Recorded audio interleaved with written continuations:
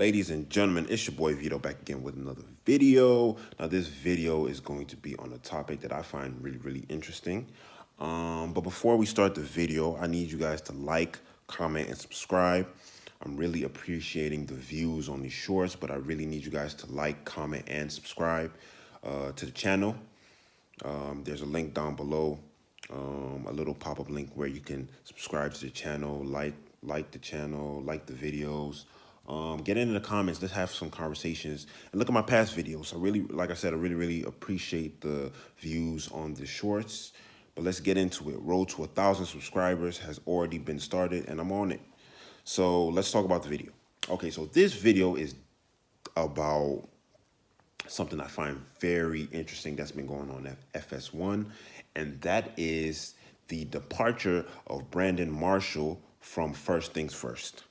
Now, if you ask me personally, it makes a lot of sense why Brandon Marshall was essentially not given a new contract at First Things First.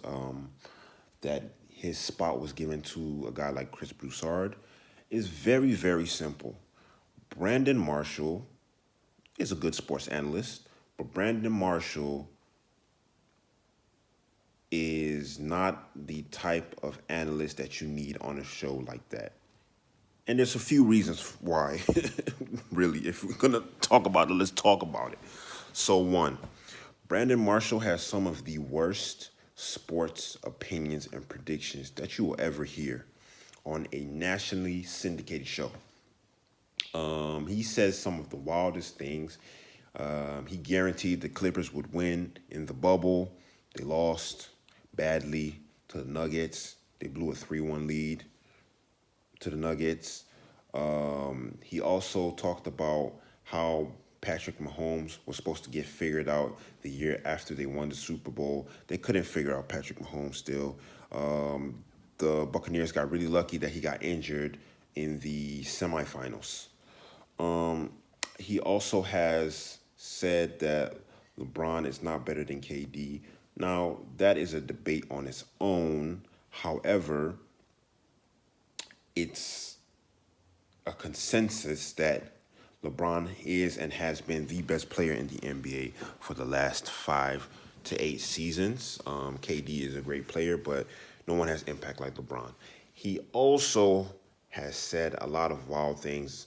Now, the one that gets him the most trouble is when he said that all the contracts in the NBA were not guaranteed other than the 4 big dogs.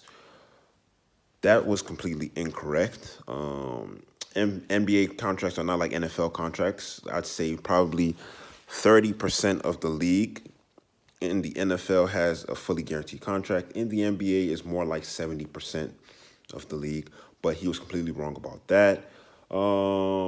And Brandon Marshall has a lot of wild takes, and a lot of people have hot takes, but his takes aren't just hot takes. They're just incorrect takes a lot of the time. Second reason why I believe that he was fired from First Things First, he has some type of underlying beef with Nick Wright that we don't know about. Maybe because he thinks that he's better than Nick Wright, or he thinks that he knows more than Nick Wright, or maybe he thinks that his takes are better. However, it's very simple. In the world of sports analysis, especially sports analysis on TV, everyone comes to your show for a main character, and then everyone else on the show is just a supporting cast, right? So take, for example, First Take, Stephen A. was the main attraction. Max Kellerman was the supporting act. Stephen A. didn't like how him and